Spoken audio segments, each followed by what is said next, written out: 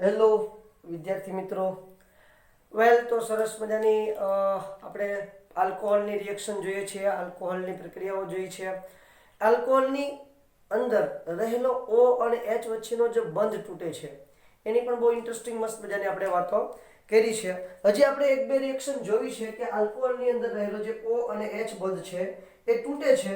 એ reaction હજી જોવી છે, બરોબર છે. એમાં આપણે જે હમણાં થોડી વાર પહેલા મતલબ કે ગયા લેક્ચરની અંદર જે ભણ્યા છીએ એસાઇલેશનની રિએક્શન, એવી રીતે જો એસાઇલ ક્લોરાઇડની જગ્યાએ બેન્ઝોઇલ ક્લોરાઇડ હોય, ધ્યાન આપજો બેટા.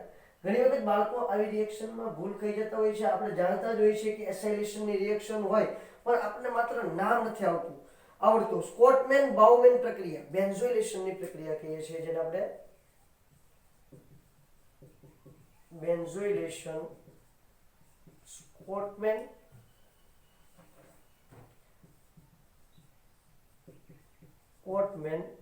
બાઉમેન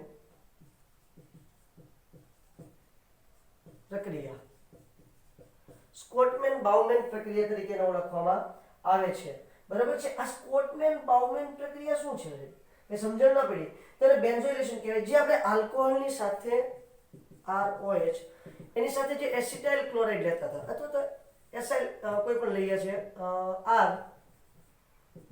RCOCl જે સંયોજન લેતા હતા એની જગ્યાએ અહીંયા બેન્ઝોઇલ સંયોજન લેવાનું છે. ખાલી એટલું કરવાનું છે તમારે. બેન્ઝોઇલ મતલબ શું કહે છે? જેને આપણે ફિનાઇલ COCl C ડબલ બોન્ડ અને આ રીતે લખી નાખો તો વધારે આકર્ષક લાગે, થોડી મજા આવે.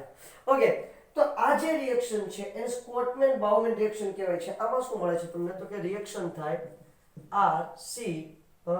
RO C double bond O અને PH, બરોબર છે. કોઈ એક રિએક્શન છે, એક્ઝામ્પલ આપો ને તો અમને સરળતાથી અને સારી રીતે સમજાય.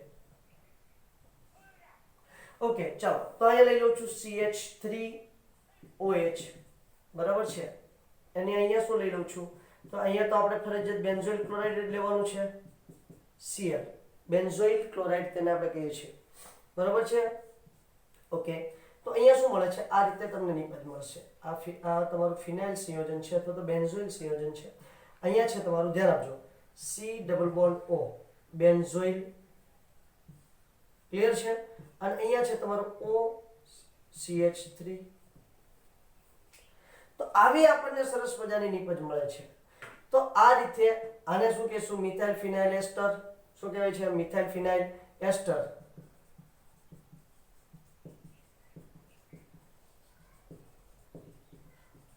તો આ જે રિએક્શન છે ને સ્કોટમેન બાઉમેન પ્રક્રિયા તરીકે ઓળખવામાં આવે છે. કઈ રિએક્શન તરીકે ઓળખવામાં આવે છે? સ્કોટમેન બાઉમેન પ્રક્રિયા. ઓકે, ત્યાંથી જ થોડા આગળ વધીએ તો CH ટ્રિપલ બોન્ડ CH સાથેની રિએક્શન કરાવું છું આલ્કોહોલની. CH ટ્રિપલ બોન્ડ CH સાથે આલ્કોહોલની રિએક્શન કરાવું છું, ધ્યાન આપજો. CH ટ્રિપલ બોન્ડ CH સાથે પ્રક્રિયા. આ એક્સ્ટ્રા પ્રક્રિયા છે જે જેડબલઈ નીટની અંદર પૂછાવાની પોસિબિલિટી છે, બરોબર, પણ આપણા પુસ્તકની અંદર આપેલી નથી. અહીંયા કોણ થાય છે? જો આની રિએક્શનનું આખું જે વર્ણન છે એ વર્ણન તમને જાતે લખી નાખવાનું અથવા જાતે લખતા આવડવું જોઈએ. એની આપણે કંઈ જરૂર નથી કે ભાઈ આલ્કોહોલ છે, આલ્કોહોલની બેન્ઝોઇલ ક્લોરાઇડ સાથે રિએક્શન કરતા આપણને શું મળે છે? તો કે ભાઈ એસ્ટર નિપજ મળે છે, બરાબર છે. મિથાઇલ ફિનાઇલ એસ્ટરનું એક એક્ઝામ્પલ આપી દેવાનું છે, સિમ્પલ. ઓકે, અહીંયા શું થાય છે?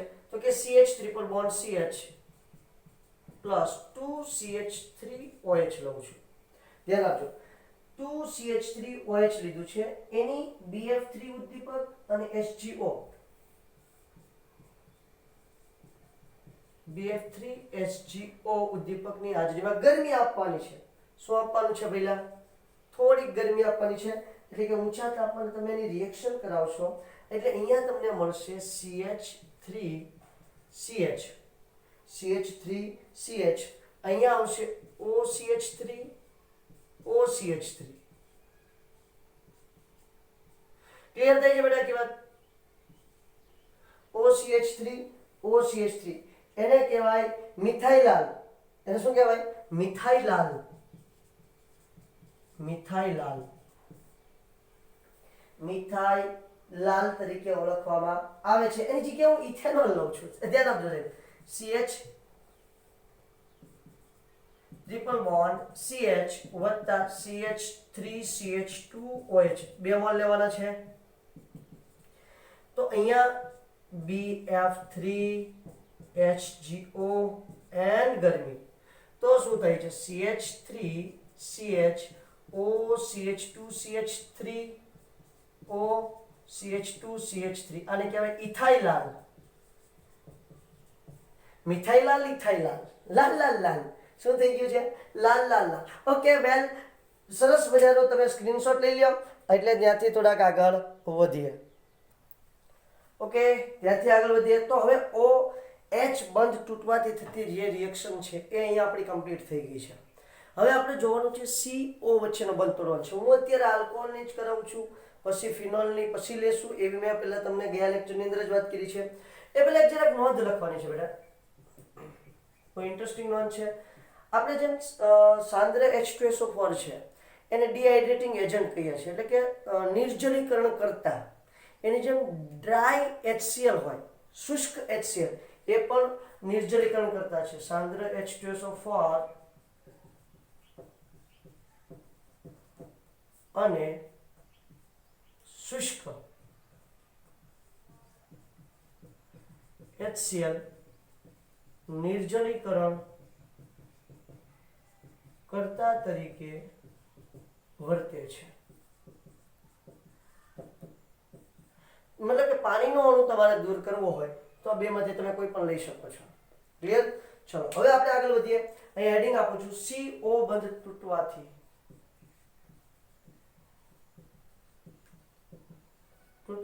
થતી પ્રક્રિયાઓ. બરાબર છે. C અને O વચ્ચેનો બંધ બેટા આપણે તોડવાનો છે. That's all. બસ બીજી કઈ આપણે રામાયણ કરવાની નથી. C અને O વચ્ચેનો બંધ તૂટી જાય અને પ્રક્રિયા આપણી થઈ જવી જોઈએ. તો સૌથી પહેલા હું પ્રક્રિયા CO બંધ તૂટવાની લઈશ. હાઇડ્રોજન હેલાઇડ સંયોજન સાથેની પ્રક્રિયા. ધ્યાન આપજો, તમારા પુસ્તકની અંદર ખાલી જસ્ટ વાતો કરી છે. આ પ્રક્રિયા બહુ ઇમ્પોર્ટન્ટ છે, એટલે આ રિએક્શનને હું થોડી ડિટેલમાં સમજાવવાનો છું. એટલે તમારે જોવાનું છે સાંદ્ર હાઇડ્રોજન હેલાઇડ એટલે આપણે HCl લઈ જઈશું, બસ બીજી વાત જ જવા દો. તો પેલું જ સરસ મજાનું હેડિંગ આપી દઉં છું, આલ્કોહોલની કોની સાથે? Hydrogen halide.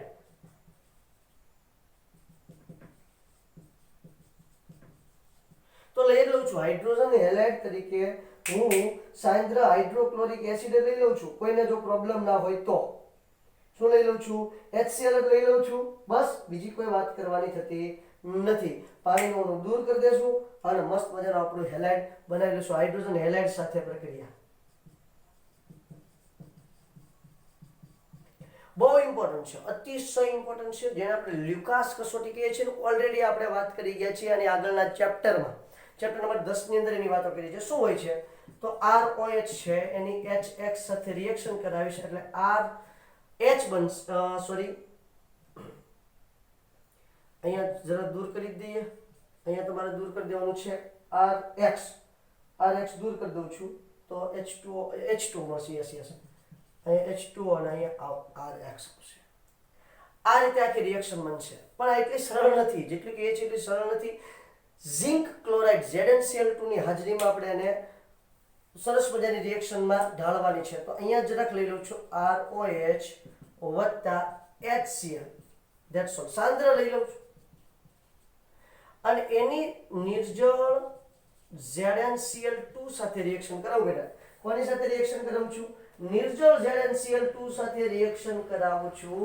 તો ઉત્પન્ન શું થાય છે? તો કે હવે મારી સાચી નિપજ મળશે અને ગરમી તો જોઈશે જ કમ્પલસરી.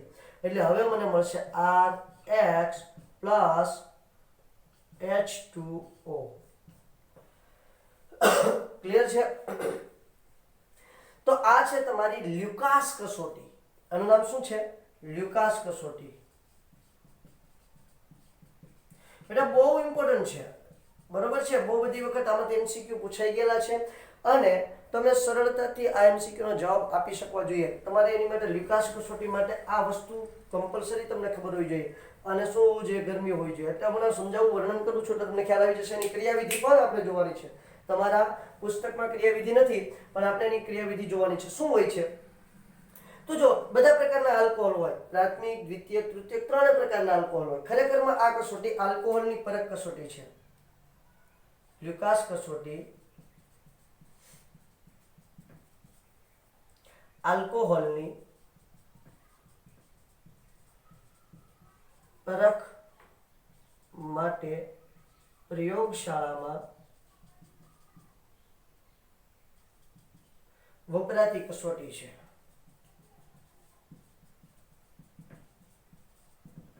કઈ રીતે હોય છે? જો તો કે આલ્કોહોલ લેવાનું છે, આલ્કોહોલની અંદર સાંદ્ર HCl એડ કરવાનું છે, નિર્જળ ZnCl2 નાખવાનું છે, બરાબર હલાવવાનું છે. આલ્કોહોલ લેવાનું, એની અંદર સાંદ્ર HCl નાખવાનું, નિર્જળ ZnCl2 નાખવાનું, ઝિંક ક્લોરાઇડ નાખવાનું, બરાબર હલાવવાનું. પછી સહેજ ગરમ કરી અને એને મૂકી દેવાનું છે. સહેજ ગરમ કરી અને મૂકી દેવાનું છે. જો તૃતીયક આલ્કોહોલ હોય,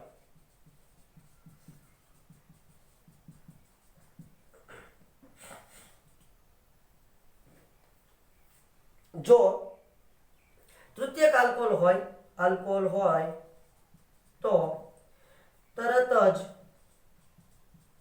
તૈલી બિંદુઓ મળે છે. કોણ મળે છે? તૈલી બિંદુઓ તરત જ તમને મળી જશે. વાત નંબર 2, જો દ્વિતીયક આલ્કોહોલ હોય,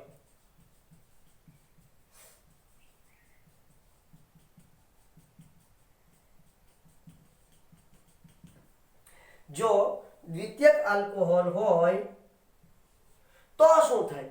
તો થોડી વાર રહી અને દ્રાવણ દૂધિયા રંગનું બને છે. તો થોડા સમય પછી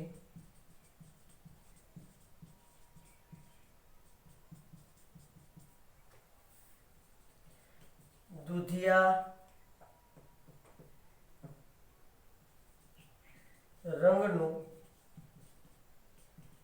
બને છે. બરાબર છે? થોડા સમય પછી તમારું દ્રાવણ કેવા રંગનું બની જાય છે બેટા? દૂધિયા રંગનું. એન્ડ જો પ્રાથમિક આલ્કોહોલ હોય, જો પ્રાથમિક આલ્કોહોલ હોય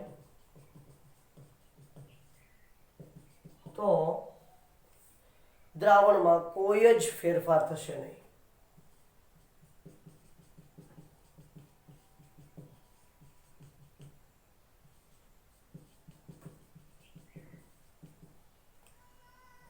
કોઈ પણ પ્રકારનો ફેરફાર થતો નથી. That's all. આ રીતે તમે ત્રણેય આલ્કોહોલ ઓળખી શકો. તમારે શું કરવાનું છે? લ્યુકાસ કસોટી કરવાની છે. તમને ખબર નથી, તમને એટલી ખબર છે કે આલ્કોહોલ છે, મીઠી સુગંધ આવે છે, મસ્ત મજાનો આલ્કોહોલ છે એટલી ખબર છે. પ્રાથમિક, દ્વિતીયક કે તૃતીયક ખબર છે નહીં. તો તમારે શું કરવાનું છે બેટા? એની અંદર સાંદ્ર HCl થોડું નાખી દેવાનું, 2-4 ટીપા. પછી નાખી દેવાનું છે નિર્જળ ZnCl2 અને એને ખૂબ હલાવી નાખવાનું છે. બરાબર? પછી એને તમારે બર્નર પર ગરમ કરી અને થોડો સમય પડ્યું મૂકવાનું. જો તમારે જે દ્રાવણ છે એની સપાટી પર તૈલી બિંદુઓ આવી જાય તો એ કયો આલ્કોહોલ હોય? તૃતીયક આલ્કોહોલ. તૃતીયક આલ્કોહોલ ઉપર તરવા મળશે. વાત નંબર 2, જો આખું દ્રાવણ ધૂંધળું થઈ જાય, આખું દ્રાવણ દૂધિયા રંગ જેવું થઈ જાય, દૂધિયા રંગ કીધું છે પણ ધૂંધળું બની જાય આખું, બરોબર છે, તો તમારે સમજવાનું કે દ્વિતીયક આલ્કોહોલ છે. અને જો કોઈ જાતનો ફેરફાર ન થાય તો એ હોય છે તમારું પ્રાથમિક આલ્કોહોલ. સ્ક્રીનશોટ લ્યો. એટલે મારે તમને દેખાડવું છે એનું સરસ મજાની ક્રિયાવિધિ. બસ ક્રિયાવિધિ દેખાડીએ એટલે આજનો લેક્ચર કમ્પ્લીટ કરી નાખો છે. આપણે બહુ લાંબી લક્ષો આજના લેક્ચરમાં કરવી નથી. પછી જોઈએ છીએ વિક્ટર મેયર કસોટી હજી ઓળખાય છે આલ્કોહોલની પરખ માટે. વિક્ટર મેયર કસોટી પણ કરવામાં આવે છે. બરાબર છે? હવે જોઉં છું ક્રિયાવિધિ પછી સમય રહી તો આપણે વિક્ટર મેયર કસોટી જોઈ લેશું, જે તમારા સિલેબસમાં છે નહીં. ઓકે? આ કે ના?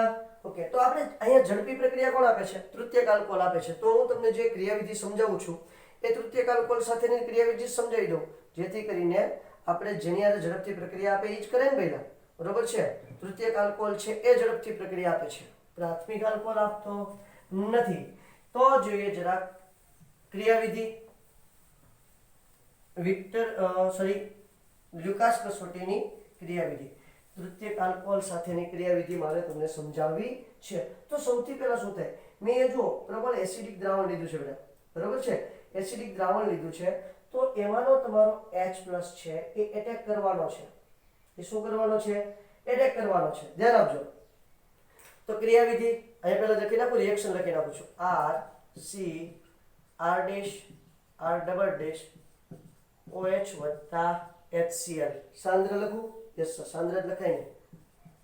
સાંદ્ર અહીંયા આવે છે નિર્જળ ZnCl2 અને ગરમી એટલે અહીંયા નિપજ મળે છે R C R dash R double dash અને અહીંયા આવે છે Cl વત્તા H2O. ક્લિયર? ચાલો તો લખું છું ક્રિયાવિધિ.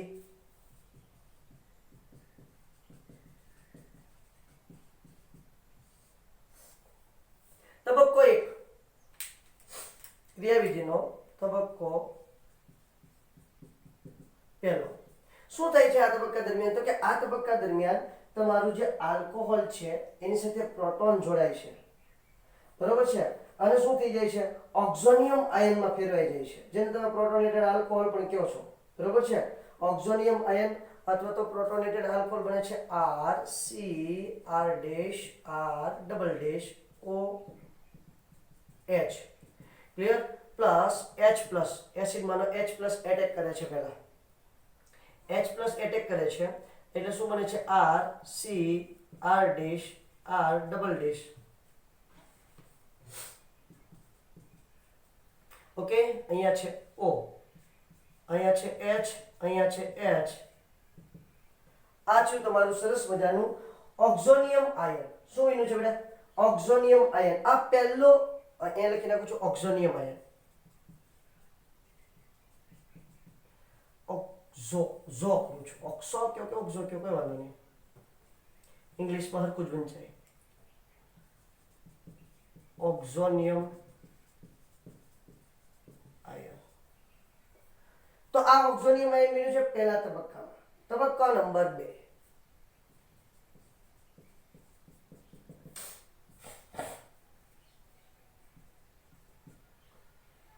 તબક્કા નંબર 2 આ ઓક્ઝોનિયમ આયન છે.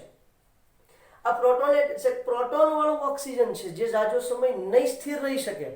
તો શું કરવું પડશે? તો કે ત્યાંથી મેં પાણીનું અણુ દૂર કરી દે. જવા દે, આપણે કાર્બોકેટાયન બનાવો, આપણે કઈ માથાકૂટ ના જોઈએ. R C R dash R double dash OH H. બરોબર છે. હવે શું કરવું છે? આમાંથી પાણીનો અણુ દૂર કરી દેવો છે. તો એની માટે આ જે બંધમાંનું ઇલેક્ટ્રોન યુગ્મ છે એ ઓક્સિજન લઈને જતું રહેશે. એટલે અહીંયા મળશે R C R dash R double dash plus વત્તા H2O અથવા તો OH H.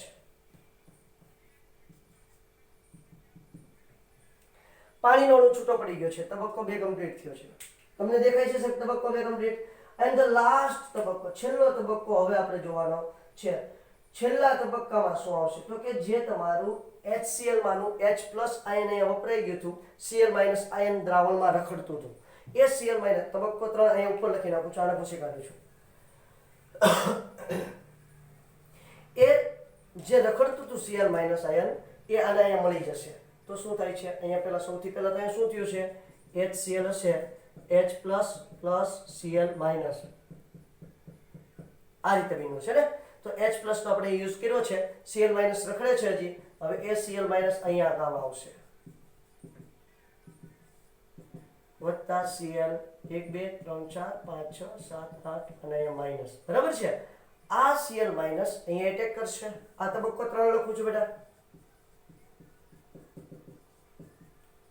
એટેક કરે છે એટલે R C R dash R double dash અને અહીંયા આવે છે Cl. તો મળી ગઈ તમારી નિપજ. શું મળી ગયું છે? તમારી નિપજ. ક્લિયર થાય છે બેટા? આ તમારી મળી ગઈ છે આલ્કાઇલ હેલાઇડ. શું નિપજ મળી છે? તૃતીયક આલ્કાઇલ હેલાઇડ મળી છે.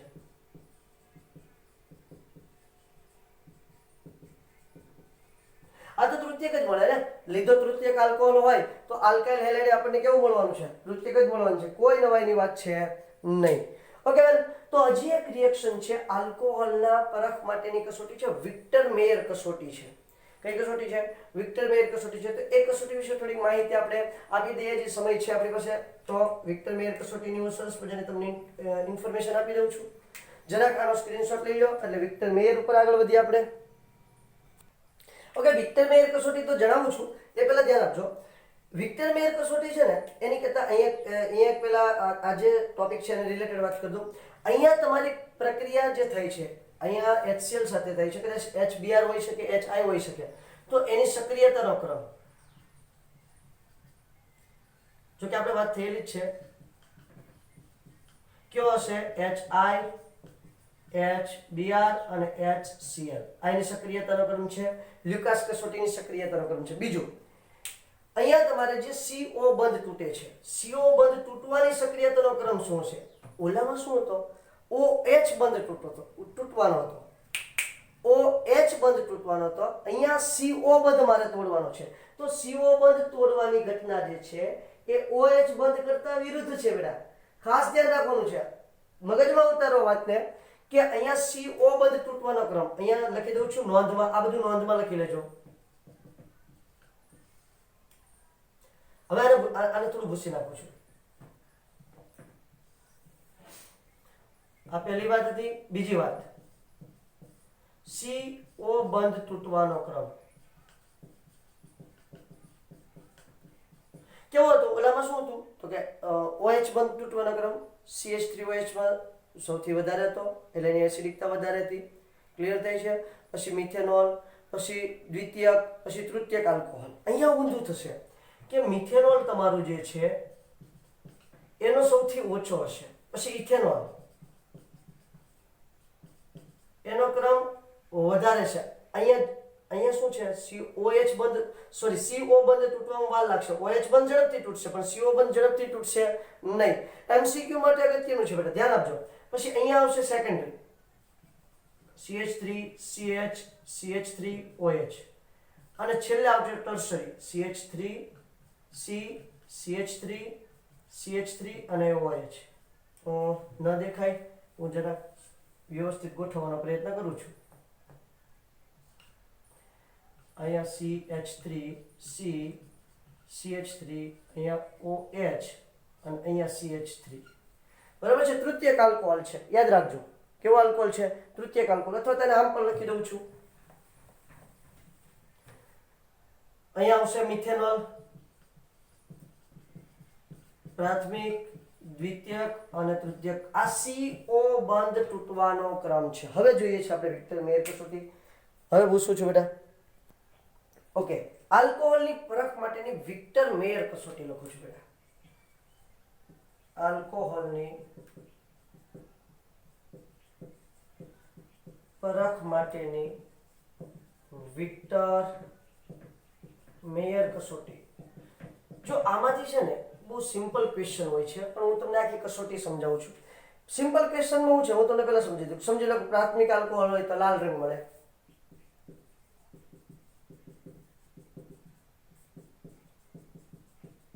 પેલા કેમ હતું કે ભાઈ તેલી બિંદુઓ મળે છે, એમાં અહીંયા શું મળે છે?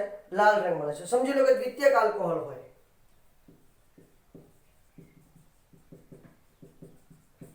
તો બ્લુ રંગ મળે છે, જેને આપણે વાદળી કહીએ છીએ. પહેલામાં શું હતું? દુધિયા રંગનું દ્રાવણ મળે છે. અને તૃતીયક આલ્કોહોલ હોય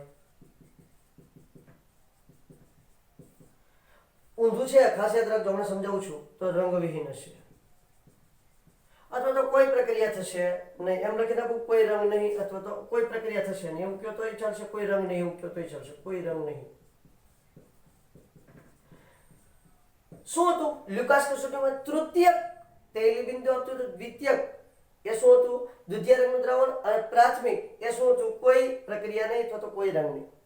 અહીંયા ઊંધું છે. પ્રાથમિક છે તો લાલ રંગ, દ્વિતીયક છે તો બ્લુ રંગ અને તૃતીયક છે તો કોઈ રંગ નહીં. શું કસોટી છે એ વાત કરીએ. ફોસ્ફરસ અને I2 સાથે આ રિએક્શન થાય છે. સમજી લો પ્રાથમિક આલ્કોહોલ છે.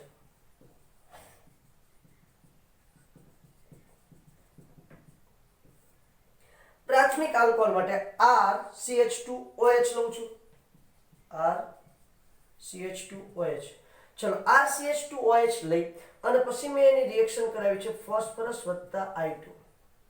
કોની સાથે રિએક્શન કરાવી છે? ફોસ્ફરસ વત્તા I2 છે બેટા, 3 ના સમજતા. ફોસ્ફરસ વત્તા I2 એટલે અહીંયા શું મળે છે? RCH2I.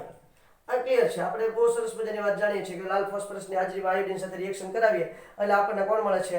હેલાઇડ મળી જાય છે. એની AgNO3 સાથે રિએક્શન કરાવો તો યાદ કરી જો NO2 એડ થશે એટલે અહીંયા શું એડ થઈ છે? RCH2NO2 બને છે. શું બને છે? RCH2NO2. એની HNO2 સાથે રિએક્શન કરાવો બેટા. કોની સાથે રિએક્શન કરાવી છે?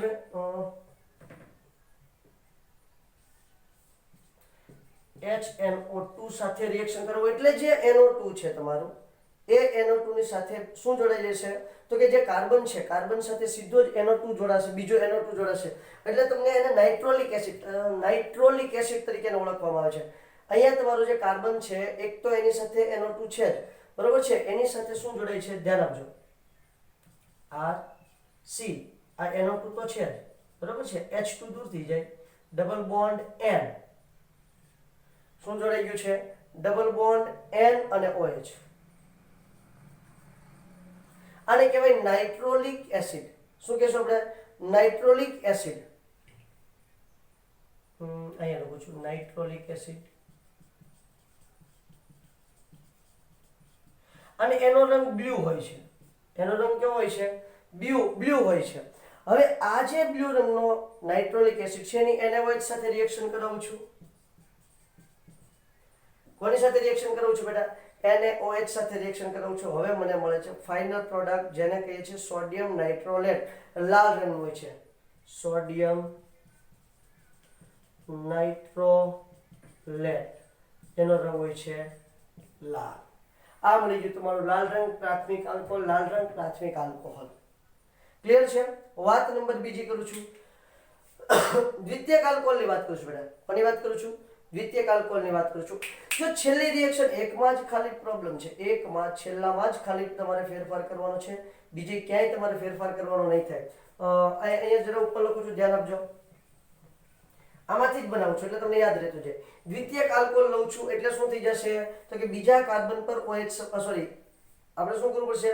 OH ધરાવતો હોય તમારો જે કાર્બન હશે, આ OH ધરાવતો કાર્બન હોય એ શું થશે? તો કે અન્ય બીજા બે કાર્બન સાથે જોડાયેલો હોવો જોઈએ. આવું સામાન્ય રીતે આપણે લેતા હોઈએ છીએ. યસ કે નો?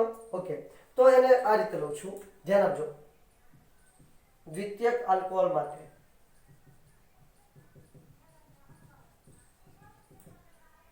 તો અહીંયા R2 લઈ લો બેટા. શું લઉં છું? R2CHOH. આ થઈ ગયું દ્વિતીયક આલ્કોહોલ. આ તો પ્રાથમિક alcohol. Same to same P + I2 સાથે રિએક્શન કરાવશો એટલે અહીંયા શું મળે છે? જ્યાં OH હતો, જે સ્થાન પર OH હતો એ સ્થાન પર શું ખાલી દાખલ થાય છે? I દાખલ થાય છે, RCHI. કોની સાથે રિએક્શન કરાવી? AgNO3 સાથે. તો I ને દૂર કરી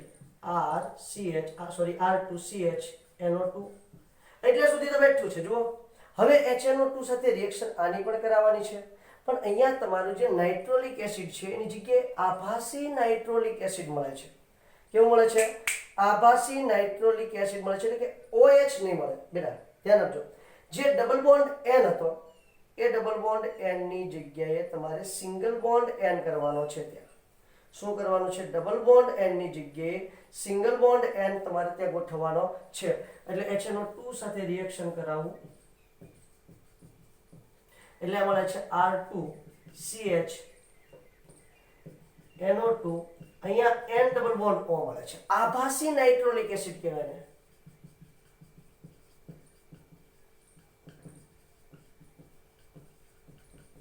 શું કહેવાનું છે આપણે? આભાસી નાઇટ્રોલિક એસિડ. હવે જુઓ એનો રંગ શું છે? બ્લુ રંગ છે. હવે એની તમે NaOH સાથે રિએક્શન કરાવશો તો પ્રક્રિયા થતી નથી એટલે કેવો રંગ મળશે? બ્લુ નો બ્લુ જ રહેશે, એના રંગમાં ફેરફાર થશે નહીં. આ બ્લુ રંગ આનો જે હોય છે એ બ્લુ રંગ એમનેમ જળવાઈ રહેશે.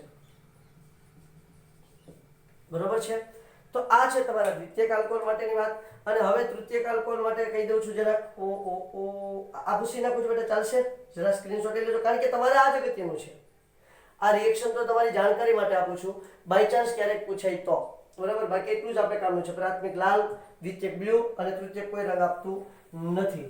ઓકે ચાલો તો તૃતીયક આલ્કોહોલ માટેની જરાક વાત ભેગી કરી નાખું છું. તૃતીયક આલ્કોહોલ માટે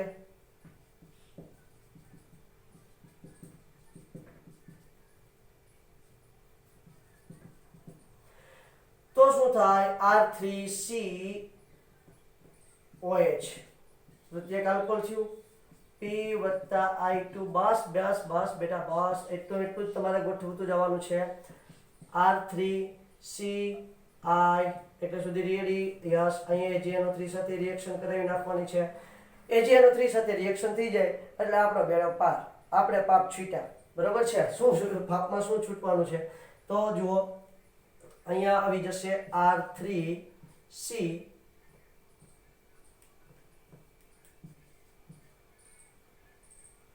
R3CNO2 પેલું થઈ ગયું.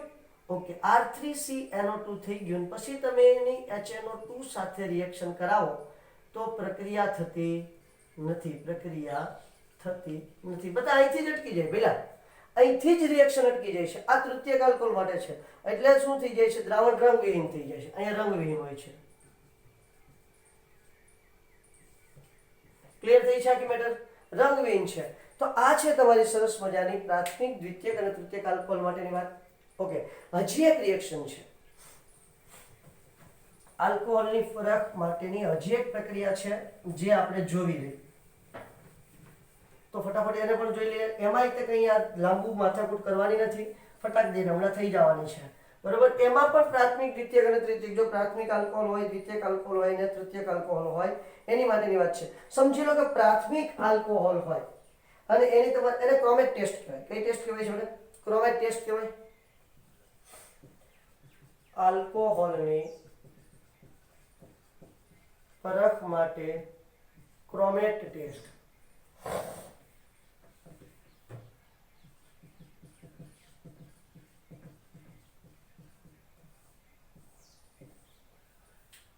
આલ્કોહોલની પરખ માટે ક્રોમેટ ટેસ્ટ કઈ રીતે હોય છે તો જો પ્રાથમિક આલ્કોહોલ લઈએ ધ્યાન આપજો. એસિડિક મીડિયમ રાખવાનું છે K2Cr2O7 રાખવાનું છે.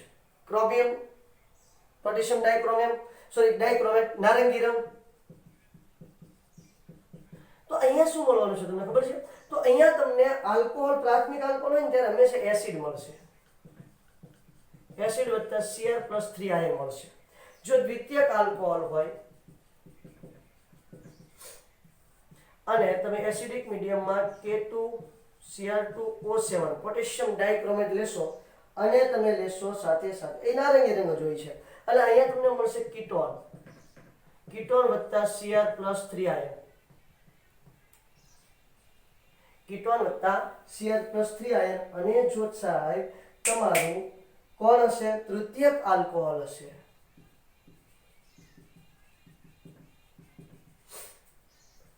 અને આ નારંગી રંગ એમનો જ રાખવાનો છે.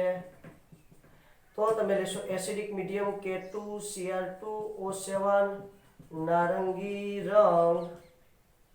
અહીંયા કોઈ પ્રક્રિયા થતી નથી. એ તો રંગવિહીન હોય છે. શું હોય છે? રંગવિહીન. આ છે તમારી ટેસ્ટ. જો આ એસિડમાં તે કેવું છે? કાર્બોક્સિલિક એસિડ હશે બધા. આ ખાસ યાદ રાખવાનું છે. કાર્બોક્સિલિક એસિડ કીટોન અને કોઈ પ્રક્રિયા થતી નથી. તો આ છે આલ્કોહોલની પરખ. હા પછી મિથેનોલ ઇથેનોલ વાળી તો ખબર હશે ને. CH3OH અને CH3CH2OH આ બેને પ્રસાર કરવો હોય તો આયોડોફોર્મ આપતી અથવા તો આપતું નથી અને આયોડોફોર્મ આપે છે.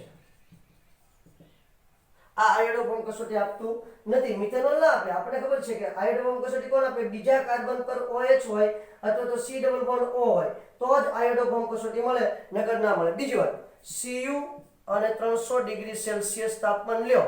Cu 300 ડિગ્રી સેલ્સિયસ તાપમાન તો એની અંદરથી તમને ફોર્મેલિનની વાસ આવશે. મતલબ કે ફોર્માલ્ડિહાઇડ બનાવે છે.